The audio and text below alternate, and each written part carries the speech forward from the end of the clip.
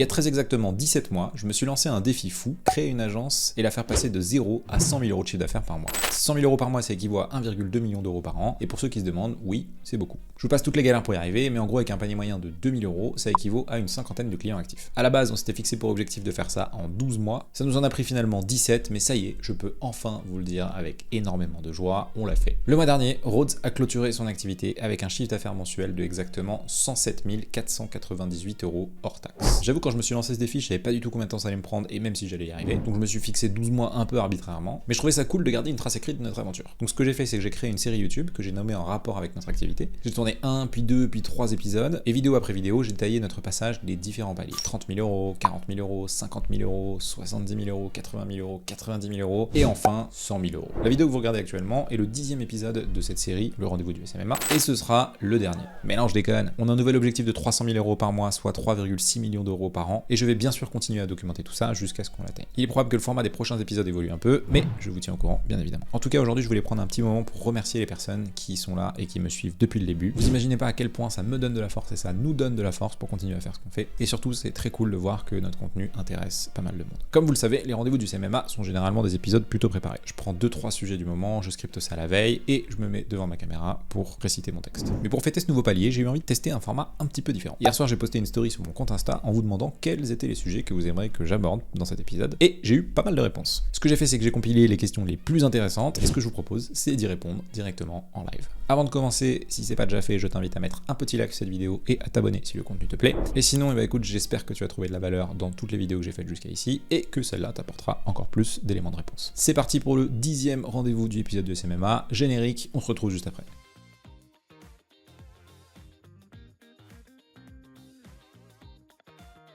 Première question, peux-tu nous parler de ta stratégie d'acquisition inbound / LinkedIn? Alors, ça c'est un gros sujet, c'est une question qu'on me pose très régulièrement parce que, en effet, une grosse partie de nos leads, de nouveaux clients proviennent de mon contenu. Il y a pas très longtemps, j'ai enregistré un épisode de podcast, j'ai été invité par une personne qui s'appelle Tiffany Clémenceau dans son podcast très cool qui s'appelle Coulisses de marque perso et elle interviewe des personnes qui utilisent du coup le personal branding et donc la communication sur les réseaux à des fins business ou notoriété. Du coup, elle m'a interrogé aussi sur tout mon parcours et notamment toute la stratégie d'acquisition et de contenu de Rhodes. Donc pour ceux que ça intéresse, je vous mettrai le petit lien dans le commentaire de cette vidéo si vous voulez écouter ça dans le détail. Mais je vais vous donner quelques bribes d'informations aujourd'hui pour que vous puissiez déjà commencer à comprendre comment on fonctionne. La petite particularité de Rhodes, c'est qu'on n'a jamais fait de prospection. Donc c'est-à-dire qu'on n'a jamais décroché un téléphone pour aller démarcher un client, on n'a jamais envoyé de mail de prospection, on a très rarement envoyé des mails, des messages sur LinkedIn pour aller démarcher des personnes. C'est peut-être arrivé 1 ou 2 fois et souvent c'est des personnes avec qui on avait déjà eu un premier point de contact. Et donc en fait, nous on utilise principalement ce qu'on appelle l'inbound marketing, c'est-à-dire créer du contenu pour que les personnes viennent à nous. Comment ça se passe, comment ça marche? On diffuse sur plusieurs plateformes. Moi, je poste beaucoup sur LinkedIn, mais on est aussi présent sur TikTok, sur YouTube, on a des newsletters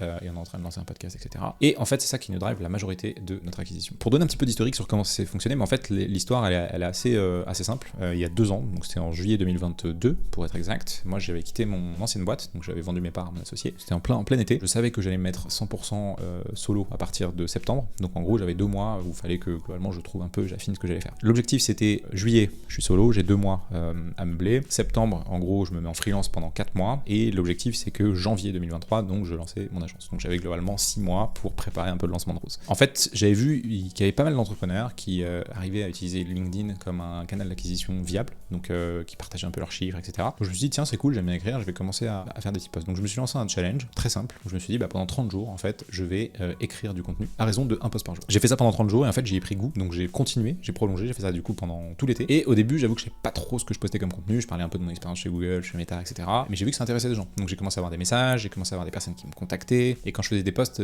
un peu plus techniques, en fait, ça a généré des conversations qui étaient un petit peu plus business. Donc je me suis dit, tiens, c'est cool, je fais des posts, ça fait des impressions. Les impressions, ça transforme des personnes en visite de profil, voire en message. En fait, si j'ai une stratégie de contenu qui est un peu pensée comme un funnel d'acquisition, potentiellement, je peux transformer cet intérêt en conversion et donc en client. Donc ce que j'ai fait, c'est que j'ai transformé un peu mon profil LinkedIn, donc après ces 2 mois de posting, et j'ai vraiment pensé globalement mon profil comme une landing page. Donc j'ai mis un lien Calendly, j'ai retravaillé tout mon profil, j'ai écrit exactement ce que je proposais dans ma headline. Donc en l'occurrence là, je proposais des services de gestion de campagne Facebook en tant que freelance pour des e-commerçants. Donc c'est ce que j'ai mis sur ma tagline. J'ai détaillé mes expériences, etc. Donc j'ai vraiment donné envie globalement de me contacter. Et j'ai mis des call to action un peu partout. Globalement, une personne qui voyait mes posts, si elle était intéressée, elle n'avait plus qu'à cliquer pour prendre un rendez-vous avec moi. Et en fait, ça a commencé à générer quelques interactions, mais c'était pas dingue. Donc ce que je me suis dit, c'est bon, j'ai rien à perdre, je sors de Meta, j'ai une bonne légitimité, donc ce que je vais proposer, c'est mes services à prix réduit pour que je puisse moi me refaire la main et globalement préparer un peu le terrain en arrivant, en affinant mon offre avant de lancer Route. Donc j'ai lancé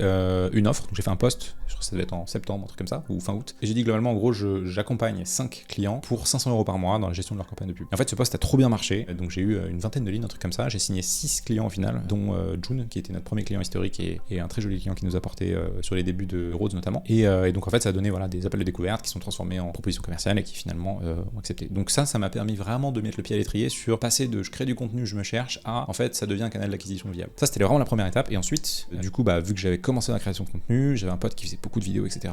Il s'appelle Maxence Tison pour ceux qui le connaissent ou qui ne le connaissent pas. Il fait du contenu extraordinaire d'ailleurs, notamment sur décrypter un peu tout ce qui touche à la créateur économie. Je vous invite à checker ses vidéos si vous ne le connaissez pas, et s'il regarde cette vidéo, écoute Maxence, on t'embrasse. Et lui du coup il était assez fort sur les réseaux, notamment en vidéo. Donc je me suis dit tiens je vais tenter ça aussi. Donc je me suis fait le même challenge, je crois que c'était à peu près vers novembre sur TikTok. Je me suis dit bah tiens je vais faire une vidéo par jour pendant 30 jours. Et là je me suis rendu compte que c'était vraiment un métier. Déjà c'est pas pareil d'écrire sur LinkedIn que de se prendre en vidéo. Il faut du coup scripter ses vidéos, il faut un lieu de tournage, donc il faut des lumières, il faut une bonne caméra. Ensuite tu te rends compte que le son il est pourri, donc il faut que tu aies un micro. Une fois que ta vidéo elle est tournée, il faut la monter. Moi j'étais trop nul, donc je faisais ça sur CapCut, c'était horrible. Et donc je me suis dit ok, il y a un potentiel mais je suis nul. Donc j'ai commencé à me faire accompagner par un monteur etc. Petite anecdote, Nielsen qui actuellement est le Head of Creative de Rhodes et qui est associé de la boîte également, donc c'est lui qui gère toute la partie studio créatif, à la base m'a contacté pour m'aider à monter mes TikTok. Et il s'est démarqué notamment dans travers son message parce que j'avais fait un post en disant voilà je cherche quelqu'un pour monter mes vidéos, et Nielsen il avait fait quelque chose de différent. Tout le monde me disait regardez, regarde ce que j'ai fait, j'ai des case studies etc.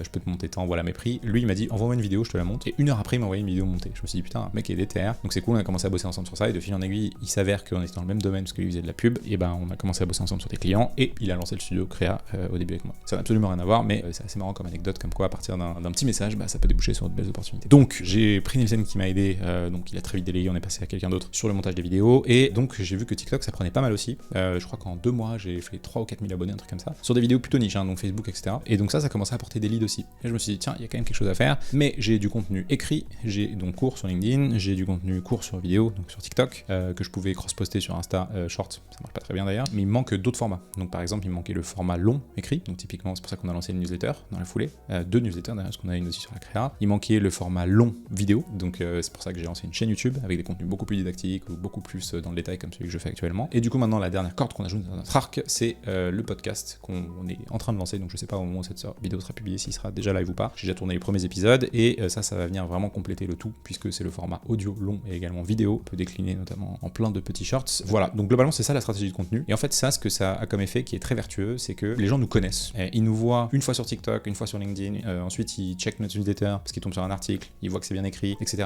Donc ils se disent ah tiens, ils ont pas l'air trop cons, hein, puisqu'ils proposent ça marche, et en tout cas ça m'intéresse. Et donc quand ils bookent un rendez-vous, donc soit c'est avec moi, c'est avec mon équipe commerciale, ils sont déjà quasiment convaincus. Donc si on fait pas trop de la merde, globalement on peut les convaincre de bosser avec nous. Évidemment ça marche pas aussi facilement, parce que des fois ça marche pas au niveau de pricing, finalement le besoin il est pas très clair, etc. Mais en fait c'est une stratégie qui nous ramène un flux continu de leads, entre 5 et 10 par semaine de manière très très régulière, et surtout des leads qualifiés. Et ça c'est ouf parce qu'on n'a pas entre guillemets à mettre d'effort commercial pour développer la boîte. Donc moi j'ai pas d'équipe commerciale, j'ai une personne interne qui m'aide à qualifier les leads et à faire les propositions commerciales, et on va tout juste là sur Q3 commencer à recruter quelqu'un pour faire du démarchage parce que on a envie de passer à la vitesse supérieure. Mais jusque là en fait on a fait 0 prospection simplement à la force de la création de contenu. Donc moi la seule règle que je me suis fixée, c'est de poster en gros une fois par jour sur LinkedIn, une vidéo YouTube par semaine, une fois par jour sur TikTok, Shorts et Insta, et à côté de ça une newsletter. J'essaie de le faire toutes les 2 semaines, en vrai ça marche pas si bien que ça parce que j'ai pas trop le temps. À ceux qui me lisent d'ailleurs je m'excuse parce que je suis pas très assidu. Et le podcast ce sera un épisode par semaine, et avec ça ça arrose tous les réseaux, et donc ça permet aux gens qui nous connaissent en tout cas qui nous connaissent pas de nous découvrir et ensuite de nous contacter. Petit point, je pense qu'il y a pas mal de gens qui se posent la question, c'est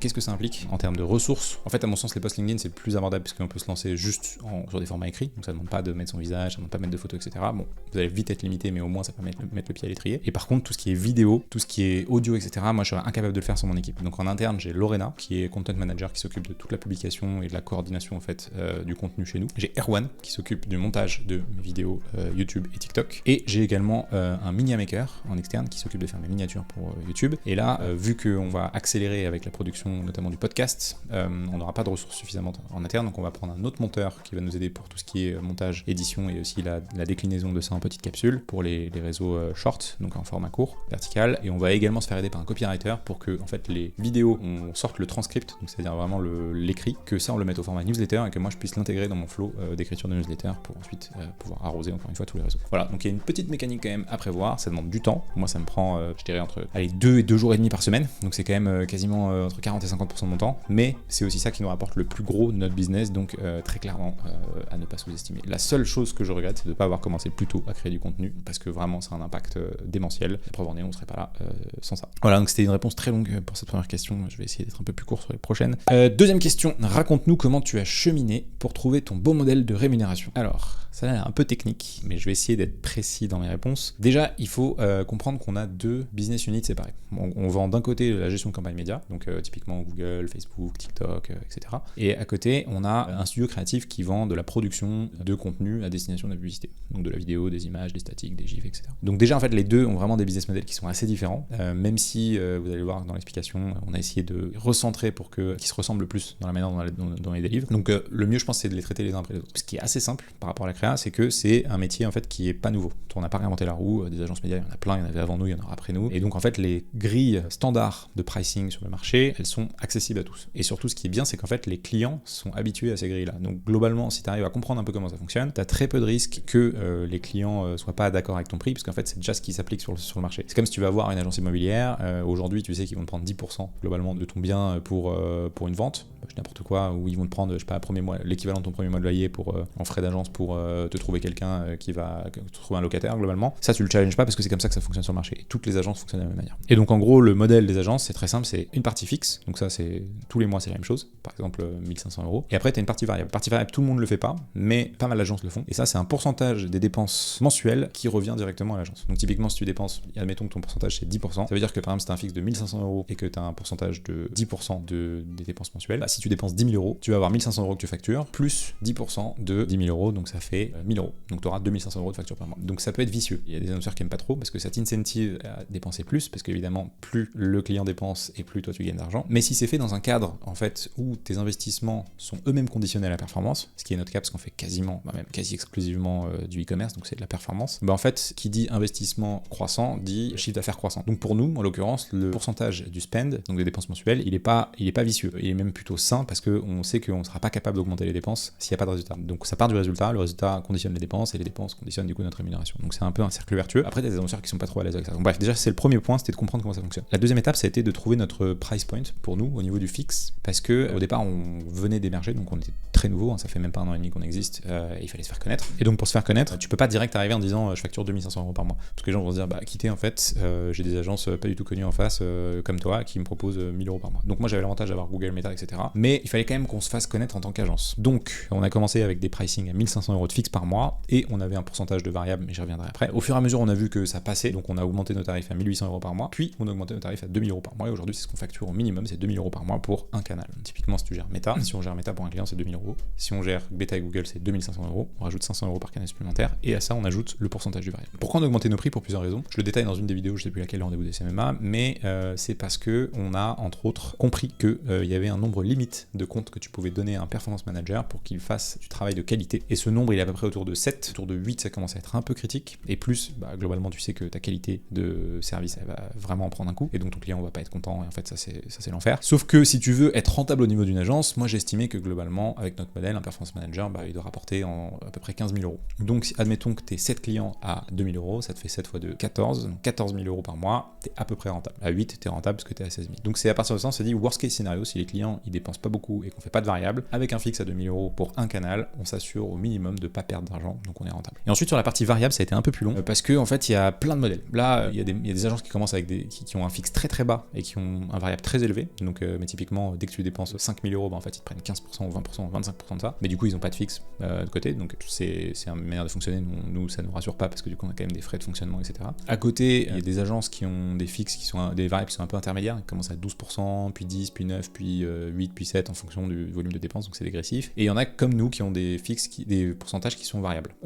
Des pourcentages variables qui sont fixes. Typiquement nous en gros notre règle c'est 2000 € par mois pour un canal plus 6,5% toutes les dépenses mensuelles qui dépassent 10 000 €. Donc typiquement si une marque dépense 20 000 € et qu'elle nous confie signifie que méta, on va facturer donc 2 000 € par mois, plus 6,5% de ce qui est supérieur à 10 000, donc 10 000 €. Donc 20 000 moins 10 000, ça fait 10 000. Donc ça fait 6,5% de 10 000, 650 €, donc on va facturer 2 650 €. En gros, ce modèle, il plaît bien, parce que pour les petites marques ou marques intermédiaires qui dépensent pas beaucoup, en fait, on leur prend pas de variable dès le début, donc c'est intéressant. De l'autre côté, nous, ça nous incentive en fait à faire dépenser plus les clients, parce qu'on sait que c'est là où on prend du variable et on commence à être rentable. Et le dernier point, c'est qu'en fait, d'avoir un fixe qui est plus élevé, mais un variable qui est plus faible, nous, en fait, ça filtre toutes les petites marques. Donc en fait, une marque qui dépense 3 000 € par mois, elle va jamais se payer 2 000 € de frais d'annonce. Donc nous, ça nous évite de travailler avec des petites marques qui ont peu de chances de survivre sur le long terme, et plutôt justement naturellement de screener et d'écrémer, et pour n'avoir que des marques qui sont un peu plus grosses et qui donc pour lesquelles c'est cohérent de payer 2 000 € par mois. Voilà un peu dans les grandes lignes comment on a cheminé vers ce revenu modèle. Ça a pris pas mal de temps, pas mal d'essais, surtout beaucoup de feedback de la part de nos clients. On leur a demandé est-ce qu'ils étaient à l'aise, etc. Et nous, notre ligne directrice, ça a toujours été de dire en fait, il faut pas qu'on soit une charge, et il faut que ça te coûte pas plus cher de passer par nous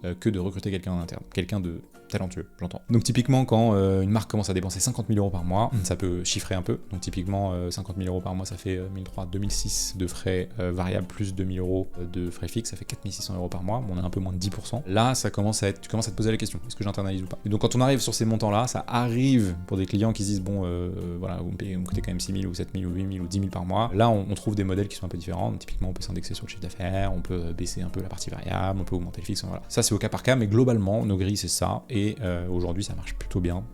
Donc, pour l'instant, je pense qu'on va pas trop les changer. La seule chose qu'on pourrait faire, c'est peut-être d'augmenter un petit peu le fixe pour encore plus filtrer, mais pour l'instant, c'est pas au programme. Donc, voilà. Pour le studio créa, c'est un petit peu différent. En gros, le studio créa, la première année, on a fait un peu n'importe quoi. On a vendu plein de prestats one shot, on a vendu des tournages, on a vendu des productions UGC, on a vendu des packs à crédit. Alors ça, c'était le pire truc à faire. C'est en gros, tu vends un certain nombre de crédits et tu dis au client, bah, tu utilises quand tu veux. Sur le papier, c'est trop bien parce que le client, il peut le faire, il peut en faire ce qu'il veut et il peut surtout utiliser quand il veut. Mais pour l'agence, c'est pas du tout cool parce que si le client te prend une créa tous les mois pendant 12 mois, bah, en fait, tous les mois, tu dois bosser avec ce client et en fait, ça te bloque du temps que tu peux pas mettre. Pardon, c'est pas du tout scalable. Et au final, donc déjà sur l'offre, on a beaucoup itéré et au final, on s'est rendu compte que en fait, on patinait et surtout, on n'arrivait pas à développer le chiffre d'affaires du studio. Donc, on est complètement passé sur du recurring. Et ce qu'on a fait, c'est qu'on a dit, ok, on va cibler que des clients qui ont des besoins récurrents. Donc, c'est des clients qui dépensent déjà suffisamment en pub et on va leur proposer donc différents packs qui sont dont le prix est indexé sur le volume de créa. Donc, typiquement, on a un pack à 2 500 €, un autre à 3 500 € ou 4 000, je sais plus, et un autre à 5 000 ou 6 000, je sais plus exactement les prix. Et ce qui varie, c'est le nombre de créas par mois. Et pour calculer le pricing, ce qu'on a fait, c'est très simple. On a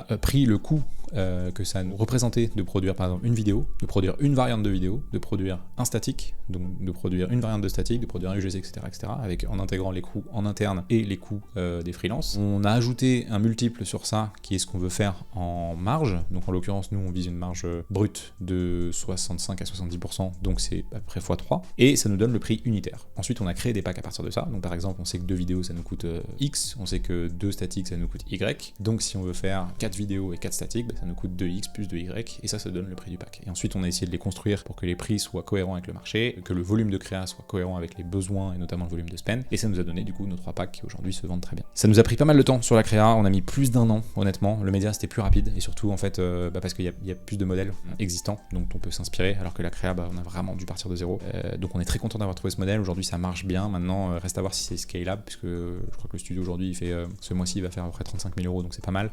Mais on a longtemps stagné autour de 15, 20, 25 000 € de chiffre d'affaires. Donc voilà, l'idée c'est aussi de développer d'autres offres à côté, comme typiquement des tournages qui peuvent être beaucoup plus intéressants d'un point de vue coût. Troisième question, je me rends compte que j'ai pas du tout pris moins de temps pour répondre à celle d'avant. En même temps, vous posez des questions qui sont compliquées. Donc je fais de mon mieux, mais qui dit questions compliquées dit réponses compliquées. Pourrais-tu nous en dire un peu plus sur la standardisation de l'offre, comment la définir, la tester, etc. Alors là-dessus, on a beaucoup cheminé aussi. Ça rejoint un peu ce que je disais avant. En fait, plus c'est simple, mieux c'est. Et moins le client a à se creuser la tête, mieux c'est. Donc je pense que le juste milieu, c'est de trouver quelque chose qui est commercialement très facilement comprenable. Typiquement, nous c'est clair, hein, c'est 2 000 € par exemple, un canal, 500 € par canal supplémentaire, plus un variable. Donc ils ont juste fait des simulations, ils savent exactement combien ça coûte. Donc d'un point de vue pricing, en fait, ça clarifie, mais aussi d'un point de vue interne. Parce que quelque chose de très simple mais qui fout la merde en interne, typiquement l'offre à crédit, c'est pas non plus ouf. Donc il faut trouver vraiment le bon ratio entre l'interne et l'externe. Et nous, en fait, on a beaucoup cheminé sur ça, notamment parce qu'en première année, en fait, on a testé plein de trucs. Et quand je dis tester plein de trucs, c'est tester beaucoup trop de trucs et on s'est énormément défocus. Donc typiquement, on s'est dit, on fait du média, on se rend compte qu'en fait le taux de conversion il est pas ouf, pourquoi pas proposer de la création de landing page.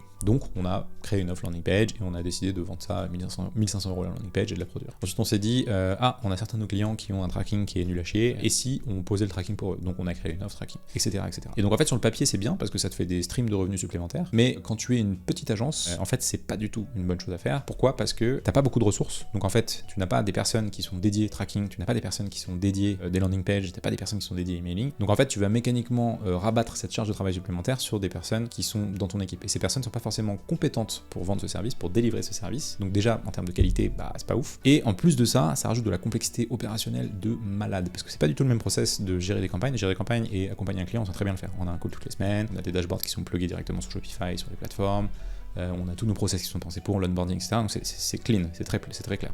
Par contre, landing page, il fallait créer un process de zéro, donc rien que ça prend du temps. Ensuite, c'est pas forcément les mêmes calls de review, c'est pas les mêmes outils, pas le même nombre d'allers-retours, etc. Et au final, on se retrouvait à prendre autant de temps pour vendre et produire une landing page que pour signer, je sais pas, 2 ou 3 clients médias. Donc on s'est dit, ok, c'est cool, ça nous fait gonfler le chiffre d'affaires artificiellement à court terme, mais en fait, ça va nous envoyer droit dans le mur. Donc, une décision radicale qu'on a prise, même si ça nous ramenait pas mal de chiffres, fin 2023, c'est d'arrêter tout ce qui n'était pas notre cœur de métier, donc le média et la création. Donc on a cut toutes les offres, on a décidé de s'entourer de partenaires, et dès qu'on a des besoins là-dessus, on rebalance sur eux. Ça arrive qu'on fasse des exceptions pour 2-3 clients parce qu'ils veulent que ce soit nous qui centralisions, mais honnêtement c'est assez rare.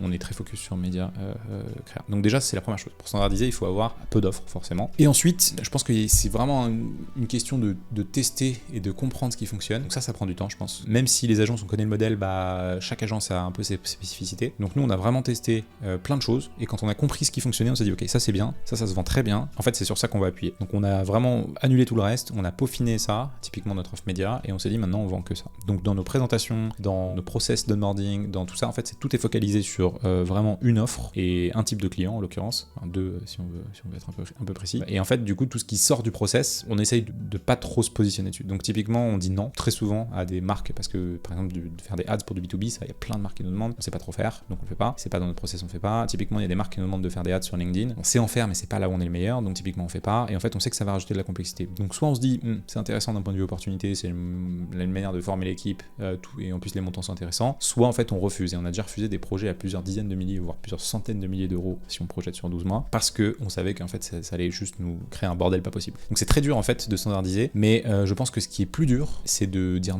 non à en fait des choses qui sortent du scope. Et ça, honnêtement, depuis qu'on a appris à dire non, franchement ça nous change la vie. Moi régulièrement, je me fais contacter pour des projets, je me fais contacter pour des partenariats, je me fais contacter par des outils, des plateformes, on a des idées en interne de choses qu'on peut sortir, on a plein d'idées tout le temps. Et en fait, je me force, mais vraiment tout le temps, à dire non, parce que je sais qu'en fait, ça me fait dévier de mon offre, ça me fait dévier de ma trajectoire, et donc ça risque de nous ralentir plus qu'autre chose. Voilà, globalement sur la standardisation, c'est à peu près comme ça que je le vois, et ça arrive de faire des exceptions quand on veut notamment faire du cash à court terme. Donc typiquement, là, on a un mois où on est un peu plus en baisse, si un client nous demande de faire un audit, on va dire oui, parce que ça nous fait un peu de cash, on sait le faire, ça ne prend pas beaucoup de temps. Mais c'est très rare, c'est honnêtement même pas 5% du temps. Quatrième question, comment vous faites pour aller beaucoup plus vite que les autres? Alors ça fait référence, je pense, à un post que j'ai fait pas plus tard qu'aujourd'hui, au moment où je tourne la vidéo, où je parle d'un mode de pensée qui est propre à Google, qui s'appelle le Think 10x, donc en français pense x10, qui personnellement m'a beaucoup inspiré quand je suis allé chez Google. Donc pour résumer, pour ceux qui n'ont pas vu le post, en gros moi j'ai participé à un challenge avant de rentrer chez Google, et le challenge s'appelait le 10x challenge, et donc l'objectif c'était de se mettre en groupe de 4-5 personnes et de réfléchir à des projets que pourrait lancer Google. On était libre de tous les projets qu'on voulait, la seule règle qu'on avait c'est en gros Think 10x. Ce que ça veut dire c'est en fait peu importe l'impact du projet que tu veux avoir, réfléchis à comment le décupler, enfin le multiplier par 10. Donc typiquement si tu veux lancer une app en France, réfléchis à comment le lancer dans le monde. Si tu veux générer 100 millions d'utilisateurs, réfléchis à comment générer 1 milliard, etc., etc. Et en fait, je trouve que cette approche, elle est ouf parce qu'elle te redéfinit globalement ce que c'est que le champ des possibles, et du coup, tu te mets beaucoup moins de limites mentales. Et en fait, on se rend compte que si tu te mets un objectif à 1 million en 12 mois, il y a peu de chances que tu y arrives parce que c'est très dur. Par contre, tu as beaucoup plus de chances de faire 600, 700 000 par exemple, parce que tu vas mettre tous les moyens pour aller chercher sur 1 million, que si en fait de base tu te dis, bon, je me fixe un objectif raisonnable qui est de faire 300 000. Parce que au mieux, si tu fais 300 000 et que tu surperformes sur tes objectifs, tu vas faire 400 000, mais tu vas jamais faire 600, 700 000. Donc en gros, c'est vraiment cette logique de se dire, tu vises vraiment très très haut et tu vas atteindre un petit peu en dessous, mais ce sera toujours mieux que si tu n'avais pas visé aussi haut. Et en fait, je trouve que ça te met aussi dans une disposition d'esprit en te disant, c'est quoi mon objectif, tu vois? Est-ce que je suis là pour faire des choses moyennes? Est-ce que je suis là pour être top 1%, le top 0,1%, le top 0,01%, etc. Donc ça, c'est plus chacun son rapport à l'entrepreneuriat. Moi, je sais que quand j'ai lancé une agence, en l'occurrence Rhodes, c'était pas pour être juste une petite agence sympa où voilà, on a des clients, clients, on a un petit rythme des croisières, etc. C'est pas ça qui m'intéresse. Ce qui m'intéresse, c'est vraiment de construire une agence qui est une belle agence, qui se développe très très vite, qui fait du service de qualité, qui a vraiment une marque employeur qui est cool, avec une équipe qui est surmotivée, et de faire bouger les lignes, quoi. De se dire, le métier d'agence, c'est pas un métier qui est nul, c'est un métier qui peut être sexy, c'est un métier dans lequel on a envie de faire. Moi, je suis content quand je donne envie aux gens de bosser chez nous, ou même plus largement dans le métier des agences, et je suis aussi très content quand, avec Rhodes, on arrive un peu à faire changer les mentalités dans l'écosystème agence, qui est, pour ceux qui le connaissent un peu, pas bonne presse, et qui est surtout malheureusement gangréné de plein d'agences qui font un peu tout et n'importe quoi. Donc voilà, moi c'est ça qui me motive, et du coup pour le faire, pour accomplir un peu cette mission, de se dire voilà, on va un peu changer, faire bouger les lignes, casser les codes, c'est pas, je pense qu'on va pas le faire juste en étant tranquille dans notre coin. Donc de base, je pense que ça part un peu pour répondre à la question comment on fait, c'est un peu de quelle est la motivation numéro 1, tu vois. Est-ce que c'est juste faire 1 million ou 2 millions parce que ça nous fait plaisir? Je pense que ça c'est pas suffisamment solide. Pour moi, on parle beaucoup de chiffre d'affaires nous, mais parce que c'est ce que les gens comprennent. Mais en fait, le chiffre d'affaires, c'est le reflet de la valeur que t'apportes à un marché. Donc typiquement, pour moi, si on fait 100 000 euros de chiffre d'affaires par mois, ça veut dire que les gens sont prêts à nous payer parce qu'ils considèrent qu'on va leur en faire gagner plus que ça. Et donc, ça pour moi, c'est un bon indicateur le chiffre d'affaires, parce que ça traduit directement, mais c'est une conséquence, tu vois. On a une mission, on a un objectif qui est très clair, qui est un objectif qui est super ambitieux, donc typiquement redorer un peu l'écosystème, je sais plus exactement comment on le présente, mais élever les standards de l'écosystème publicitaire, c'est quelque chose on est à 0,01% de l'attainment, donc on sait qu'il faut qu'on aille vraiment mettre les bouchées doubles pour l'atteindre, et du coup on se fixe des objectifs intermédiaires comme des standards qui sont très élevés. Donc typiquement on se dit comment on veut atteindre cet objectif, ça passe par plusieurs indicateurs, donc pour en fait inspirer les gens, il faut qu'on soit au niveau marque employeur, qu'on ait des stats qui sont dingues, donc là en l'occurrence on va monitorer par exemple le INPS, donc c'est le niveau de satisfaction salarié. Comment on veut que les clients et les annonceurs en fait soient contents de bosser avec nous, il faut un niveau de satisfaction qui est très élevé, donc là en gros on a un objectif de NPS qui est à 85, qui est passé à 90 sur 100, ce qui est très très élevé, etc., etc. Et en fait dans toutes nos actions on met vraiment la barre très haute,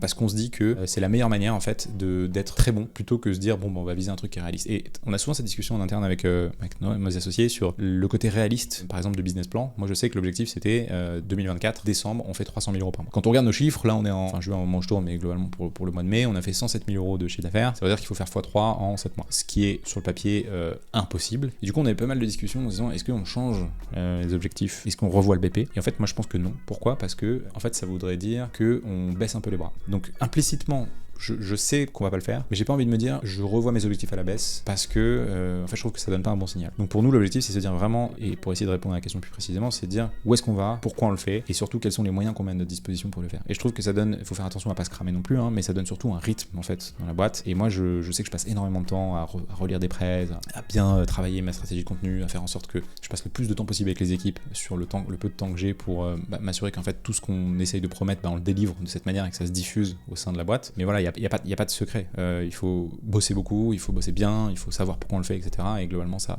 aide à se donner les moyens de faire partie des meilleurs. Voilà pour cette réponse qui était, je vous l'accorde, très très décousue, mais c'est à peu près ce qui me venait en tête. Alors, 5e question, à quel moment tu te dis qu'il faut recruter? Et est-ce qu'il faut recruter en CDI ou en freelance? Alors, elle est pas facile cette question. Alors, c'est une bonne question. Moi, je pense qu'on n'est pas très bon sur ça, parce qu'on recrute trop tard. Et en fait, ça, c'est pas bien.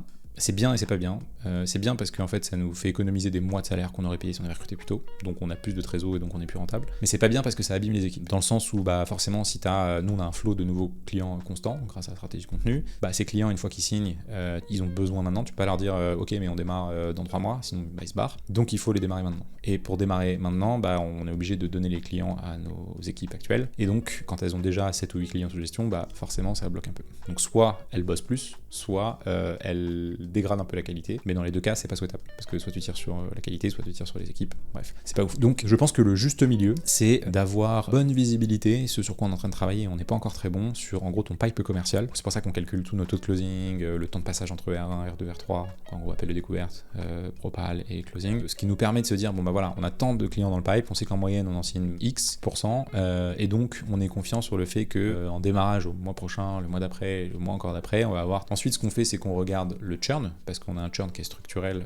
dans le milieu des agences. En fait les clients, au bout d'un moment, sauf s'ils sont engagés contractuellement, ils arrêtent. Donc tu as un pourcentage de churn mensuel, donc c'est le nombre de clients qui quittent l'agence tous les mois. On travaille beaucoup dessus, mais il y a une partie du churn malheureusement qui est comme ça, il faut l'accepter. Et donc on fait la somme des deux, donc globalement nombre de nouveaux clients moins le nombre de clients qui s'en vont, et ça nous donne le nombre de nouveaux clients qui vont arriver dans les X prochains mois. Et sur cette base, on essaie de planifier au mieux nos recrutements. Ça c'est tout nouveau. Jusqu'à maintenant on faisait un peu à l'arrache, on se disait ah merde, on est dans la merde donc faut qu'on ouvre un poste. Sauf qu'en fait, on s'est rendu compte qu'il y a quand même un délai déjà de recrutement, si tu veux, les talents, donc les personnes qui sont compétentes, c'est pas les personnes qui sont en recherche d'emploi. C'est souvent des personnes qui sont déjà en poste. Et donc ces personnes-là, si elles sont en poste, elles ont un préavis. En France, ça peut aller jusqu'à 3 mois. Donc ça va souvent jusqu'à 3 mois d'ailleurs. Donc de base, à partir du moment où tu fais une offre à la personne, elle dit oui, bah t'as 3 mois. Donc si en plus tu rajoutes à ça un mois de processus de recrutement, t'as 4 mois. Et si tu rajoutes à ça le temps que la personne soit opérationnelle et donc puisse gérer en toute autonomie des comptes, même si elle est très recrute des profils qui sont plutôt bons, bah ça peut vite monter à 5-6 mois. Et donc si t'es trop lent, bah tu peux te retrouver dans une situation délicate pendant trop longtemps, et ça c'est un peu la merde. Nous ça nous est arrivé là pendant les derniers mois où les équipes étaient un peu sous l'eau parce que justement on a mal anticipé ça. Donc là on fera pas l'erreur 2 fois. Au lieu d'ouvrir un poste de performance manager, on en a ouvert 2. Et on sait que même si on fait une offre maintenant pendant 3 mois, à part si la boîte se casse la gueule, bah on aura de quoi staffer les personnes. Et au pire du pire, bah il y aura 1 mois ou 2 mois à vide, ou en tout cas où avec performance manager ça sera pas super rentable, mais on préfère ça que en fait épuiser les équipes. Donc c'est un calcul de coût et de risque aussi. Pour répondre à la question, moi je dirais qu'il faut en fait recruter pas trop tard et pas non plus trop tôt, et surtout faut être très très clair sur les profils qu'il faut recruter. Si tu recrutes quelqu'un sans être certain que ta fiche de poste, en fait faut vraiment écrire une fiche de poste, faut découper les tâches, faut pas prendre le mouton à 5 pattes, ça n'existe pas. Je l'ai appris à mes dépens. Quelqu'un ne peut pas être et expert Google et expert Meta et expert TikTok et expert e-commerce et expert CRO ou alors écoute un bras. Voilà, donc faut être très précis dans ce qu'on cherche, faut évaluer très correctement la manière dont on recrute les personnes. Et nous sur la partie freelance CDI, on a pris le parti de recruter que en CDI parce que je pense personnellement, mais c'est une conviction que tout le monde ne défend pas, donc je peux comprendre que vous soyez pas d'accord, qu'en fait quelqu'un qui est en freelance ne sera jamais autant impliqué dans un projet de boîte que quelqu'un qui est en CDI. Donc freelance a des avantages. À coût constant, payer un CDI dans une boîte ça coûte très cher, hein. T'as le coût du salaire plus les charges sociales, les charges patronales, etc. En fait le freelance gagne plus d'argent, mais en fait il est pas autant impliqué dans le projet simplement parce que la nature de ce contrat fait que voilà, du jour au lendemain ça peut s'arrêter quoi. Alors que quelqu'un qui est en CDI, je trouve que c'est une forme de, je sais pas si loyauté c'est le terme, mais en tout cas ça démontre l'envie de s'inscrire dans le projet, et c'est pas parce que t'es CDI que tu gagnes forcément moins bien ta vie. Nous on a des systèmes de rémunération variable par exemple qui sont très méritocratiques. Si tu fais du bon taf, tu ramènes 2 chiffres à la boîte, bah tu gagnes de l'argent, et surtout je pense que tu fais vraiment partie d'un tout quoi. Donc freelance c'est une bonne solution à court terme. Nous il y a des missions typiquement sur lesquelles on sait qu'on n'a pas suffisamment de taf pour recruter, donc on prend des freelances, tu vois, de l'aide de temps en temps sur des pics de rush, on crée potentiellement si on a besoin d'accompagnement sur le tracking, ce genre de choses. Donc ça on sous-traite parce qu'on sait qu'on n'a pas suffisamment de taf pour un CDI. Par contre dès qu'on peut on prend en interne, soit en CDI soit en alternant. Et chez nous on a 0 stagiaire, on a quelques freelances qui bossent mais sur des projets très très spécifiques. Tout le reste c'est que des CDI. Voilà un peu pour la partie recrutement. Ensuite, stratégie d'investissement. Quelle est ta stratégie d'investissement ou réinvestissement du bénéfice dans l'entreprise pour la croissance? Alors j'ai pas compris tout le sens de la question, mais je vais globalement parler un peu de la stratégie d'investissement de la boîte, et je vais un peu accélérer puisque ça fait déjà quasiment 50 minutes que je vous raconte ma vie. Alors nous on a une stratégie d'investissement pour la boîte qui est pour l'instant conservatrice. C'est un truc que j'ai envie de changer. Pourquoi? Parce qu'en fait première année, voilà, on voulait voir si le modèle était viable, on voulait voir si on allait faire de la croissance, et en fait on a fait un résultat à 35,1% d'EBITDA sur à peu près 500 000 € de chiffre d'affaires le premier exercice, qui est beaucoup. Et donc on s'est dit ok, première année c'est cool, en plus je me rémunérais pas tout le long et tout, donc voilà, bon indicateur, la boîte est rentable, c'est bien. Deuxième année, donc là en l'occurrence on va bientôt clôturer le premier semestre, donc on va faire notamment un arrêté comptable, donc je vous dirai les chiffres exacts, mais je pense qu'on va être pas loin des 550 000 €, entre 550 et 600 000 € globalement. Je pense qu'on va faire 1,2 million, 1,3 million cette année. En fait on maintient les mêmes volumes, les mêmes ratios d'EBITDA, donc autour de 35%, alors qu'on se paye tous et qu'on a doublé voire triplé la masse salariale. Donc ce que ça veut dire c'est que déjà on a un modèle rentable, donc ça c'est cool, mais ça veut aussi dire que on a trop d'argent qui n'est pas investi. Pour moi c'est pas forcément une bonne chose d'avoir énormément d'EBITDA, parce que ça veut dire que du coup en fait tu gardes ton argent au chaud plutôt que de le faire fructifier et de faire levier avec. Donc on a commencé très récemment justement à se pencher sur des stratégies d'investissement. On a toujours été assez frileux parce qu'on se disait on a de la trésor, mais si on met 50 000 € dans un projet et qu'en fait ça marche pas, bah ça peut nous mettre en risque. Mais l'avantage c'est que là on arrive dans un stade où justement les banques commencent à s'intéresser à nous, donc on peut emprunter de l'argent, et vu qu'en plus on a des bons résultats, et ben on peut emprunter plus que si on avait eu des moins bons résultats. Donc il y a toujours une stratégie d'arbitrage en disant qu'est-ce que tu finances avec ta trésor, qu'est-ce que tu finances directement avec ta boîte qui vont impacter immédiatement ton cash flow, qu'est-ce que tu finances avec de la dette. Moi je pense que plus ça va, plus j'ai tendance à penser que il faut financer le maximum avec de la dette, particulièrement auprès des banques. Pourquoi? Parce qu'en fait ils font des prêts long terme, et donc si on divise le montant le capital que tu empruntes par des mensualités, bah finalement c'est pas énorme à l'échelle d'une boîte. Typiquement là on a fait des simulations pour 100 000 € d'emprunt, c'est 2 000 € par mois de remboursement, c'est pas énorme, et ça permet d'accélérer. Et moi je pense qu'aujourd'hui on a été un peu frileux alors qu'il y a plein de projets qu'on voulait faire, mais on va accélérer là-dessus. Typiquement là il y a du SEO, on a la refonte du site, on va recruter un sales, on va potentiellement faire de la pub, faire des RP, etc. Et tout ça ça coûte de l'argent. Mais du coup si on attend d'avoir suffisamment d'argent sur notre compte pour pouvoir payer ça directement, on perd des mois qui sont très précieux. Alors que c'est là où on est vraiment dans une bonne lancée. En fait, c'est maintenant qu'il faut battre le fer tant qu'il est chaud. Donc, on a plutôt pris le parti justement d'aller voir auprès des banques pour faire levier avec notre bilan et donc financer des projets avec de l'argent qui n'est pas le nôtre. Il n'y a pas de bonne stratégie, tout dépend de ce que tu veux faire avec ta boîte. Si tu cherches une boîte très rentable qui croît un peu plus lentement, dans ce cas-là, c'est bien d'être très vigilant sur ton EBITDA et ton résultat avant impôt. Et si en fait tu sais que tu es dans une logique de croissance, pour moi ça me choquerait pas qu'on descende à 20% d'EBITDA, voire 15% d'EBITDA, parce que ça veut dire qu'en fait on réinvestit. Donc voilà, aujourd'hui on est dans une bonne posture parce qu'on est très rentable et on a le luxe de poser des questions, mais je pense que ça évoluera avec le temps et sur les 6 prochains mois on va investir plus qu'on l'a fait aujourd'hui. Notamment en recrutement parce qu'on a pris typiquement un RAF, responsable administratif et financier, on a pris une RH, on est en train de recruter une RH et on va recruter un sales, donc ça coûte de l'argent. Voilà, et 7e et dernière question, comment est-ce que tu organises tes journées? Alors celle-là, elle peut être assez longue. Mes journées sont à rallonge, mais j'ai fait un post dédié là-dessus, où je partage en gros mes 10 habitudes qui permettent de m'organiser. Mais je vais vous donner rapidement les 10 habitudes. La première, c'est en gros maîtriser mon calendrier. Donc ça, c'est fondamental. En fait, c'était le bordel avant parce que j'avais aucun contrôle sur mon calendrier. Mon calendrier était ouvert absolument tout le temps, les gens bookaient des rendez-vous, etc. Et ça interrompait toutes mes sessions de travail, donc c'était pas viable. Ce que j'ai fait, c'est que j'ai bloqué toutes les matinées, donc maintenant j'ai plus de call. Et globalement, j'ai la même routine tous les matins. Donc je commence ma journée avec du deep work pendant 3 heures, et ensuite j'ai une post LinkedIn pendant 1 heure, ensuite j'ai une plage de to-do, donc là c'est toutes les tâches un peu administratives. Et ensuite, ça fait déjà 5 heures, donc en fonction de l'heure à laquelle je commence. Du coup, après j'ai la pause déj, souvent j'ai quelques calls, etc., des mails, tout ça. Et l'après-midi, par contre, je fais des calls. Donc ça, c'est pour le lundi, mardi, vendredi. Et par contre, le mercredi, jeudi, généralement l'après-midi, je n'ai pas de call non plus, parce que le mercredi, je scripte. Donc j'écris vidéo, newsletter, etc. Et le jeudi, je tourne l'après-midi. J'ai peut-être des calls avant et après, mais globalement, c'est un peu ça. Ça, c'est la première chose, et ça m'a fait beaucoup de bien. La deuxième chose, c'est la planification hebdomadaire. Alors ça, c'est life-changing. Vraiment, c'est pas des blagues. Pour ça, comment je fais? En gros, toute la semaine, je me dis, putain, il faut que je fasse ça. Sauf que ça me perturbe, ça me parasite l'esprit, et je me suis rendu compte que si je le mets sur une to-do, qui est ma to-do du quotidien, ça va aussi me parasiter l'esprit. Donc ce que je fais, c'est que j'ai un document ouvert sur Notes tout le temps. Et dès que j'ai un truc à faire en me disant, tiens, merde, putain, il faut que, même quand c'est perso, genre, tiens, il faut que je loue une voiture pour la semaine prochaine, il faut que je réserve ce billet, il faut que je réfléchisse, il faut que je propose à Jordan de faire une nouvelle version du process pour blablabla, ça je le note dans ce document note sur mon Mac, et en fait je note ça en vrac, et donc du coup à la fin de la semaine je me retrouve avec un doc avec genre 25 trucs à faire, mais je sais qu'ils sont pas à faire maintenant, par contre je vais les planifier pour la semaine d'après. Et donc tous les dimanches j'ai un créneau de 1 heure ou 1 heure et demie vers 19h, où en fait je planifie ma semaine à venir. Et donc ce que je vais faire, c'est que je vais catégoriser en fait toutes ces choses. Je me dis ça c'est urgent, pas urgent, ça c'est simple à faire, ça demande un peu plus de réflexion, ça est-ce que je le mets la semaine d'après ou cette semaine-là, etc., etc. Et en fait je vais venir le distribuer toutes les plages horaires que j'aurais déjà prévues dans mon calendrier. Donc du lundi au vendredi j'ai les mêmes plages horaires le matin, c'est 3 heures de deep work, 1 heure de to-do, ou 1 heure et demie de to-do, et donc en fait ça me permet d'avoir une vision qui est plus étalée sur la semaine, plutôt que de vouloir tout mettre le lundi, au risque de faire des journées qui sont interminables. Donc ça c'est vraiment un bon hack que j'ai trouvé qui me permet de m'organiser, d'être beaucoup plus efficace, et surtout en fait de m'enlever une charge mentale, de me dire ok c'est bon, je sais que de toute façon dimanche je vais repasser dessus, et ça je fais ça tous les dimanches. Donc dans tous les cas, si ça c'est inscrit dans ma routine, ça marche bien, et ça permet de commencer la semaine l'esprit beaucoup plus léger, parce qu'on n'a pas à se demander merde qu'est-ce que je fais aujourd'hui, t'es en contrôle, c'est toi qui sais quelles sont tes priorités, et est-ce que t'as besoin de les faire aujourd'hui ou ça peut attendre vendredi par exemple. Voilà. Troisième chose, c'est l'inbox 0. Alors ça c'est non négociable, très dur à avoir, mais dès que je peux, généralement 2 fois par jour, je trie tous mes mails pour arriver sur le plus petit nombre de mails dans mon inbox. J'arrive rarement au 0, mais je suis souvent autour de 4-5. Et ce qui reste, en fait, tout ce qui est lu que j'ai traité, tout ce qui est non lu, c'est que je n'ai pas traité. Point. Et je sais qu'il y en a qui catégorisent avec des sections, etc. Moi en vrai c'est le plus simple que j'ai trouvé. Si c'est en lu, ça veut dire que c'est bon, et si c'est en non lu, ça veut dire qu'il faut que je le fasse, globalement, ou que j'ai une action à prendre. Ensuite, 4e action, c'est get shit done.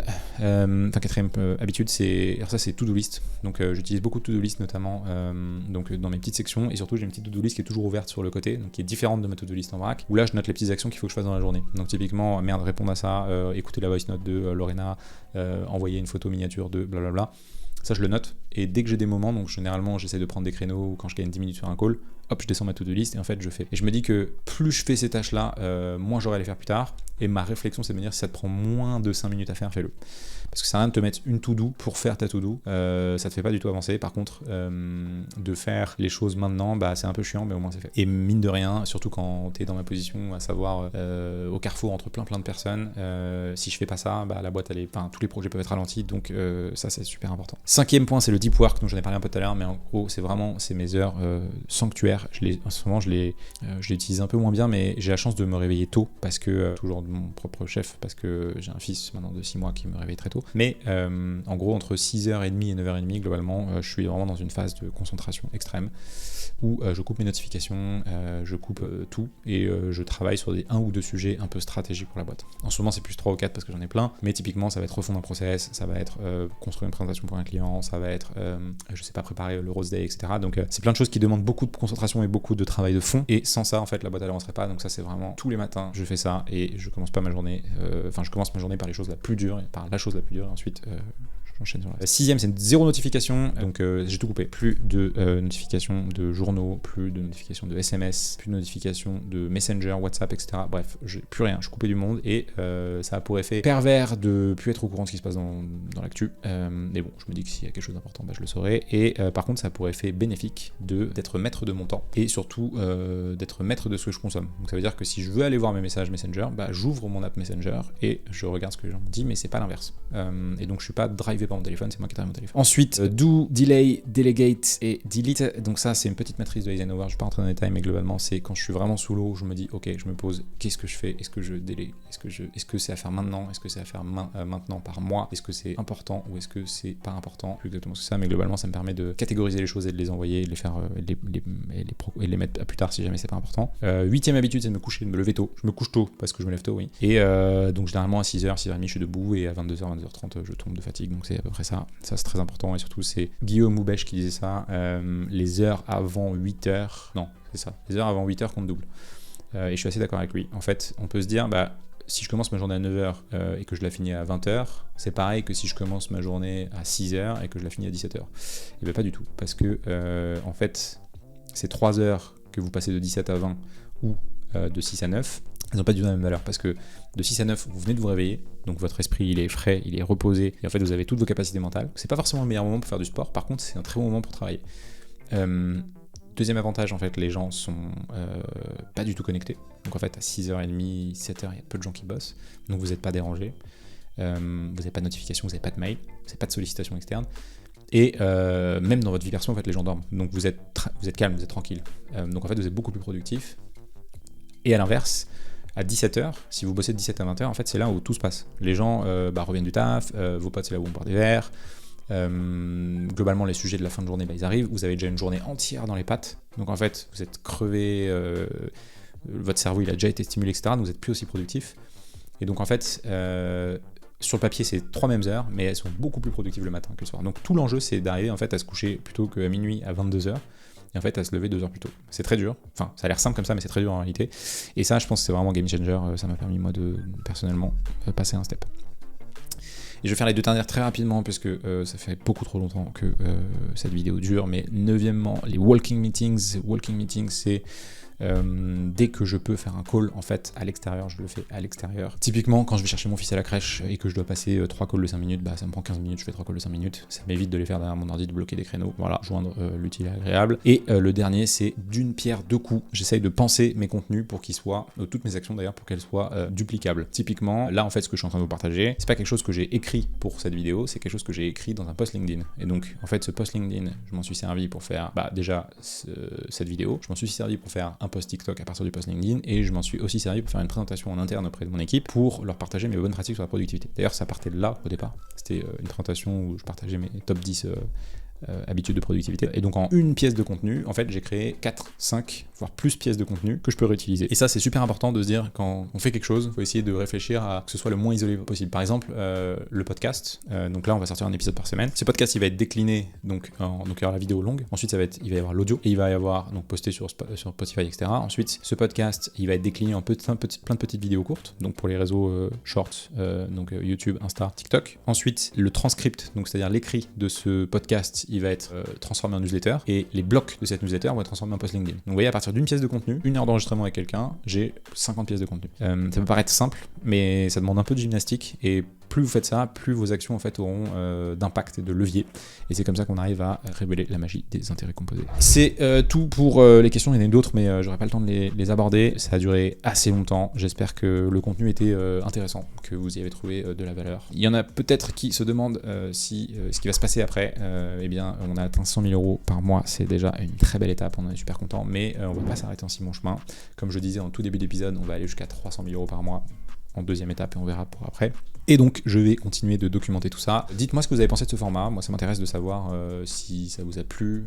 C'est un peu différent d'habitude. Si c'est intéressant, si vous auriez aimé que j'aborde d'autres sujets. Bref, je suis preneur de vos retours dans les commentaires. Ça m'aide à m'améliorer. Surtout, ça m'aide à créer du contenu qui vous plaît. Sur ces belles paroles, je vous souhaite à tous une excellente journée, soirée, nuit, matin, selon l'heure à laquelle vous regardez cette vidéo. Et bien sûr, n'oubliez pas de vous abonner. Je vous dis à très vite. C'était Étienne. Ciao.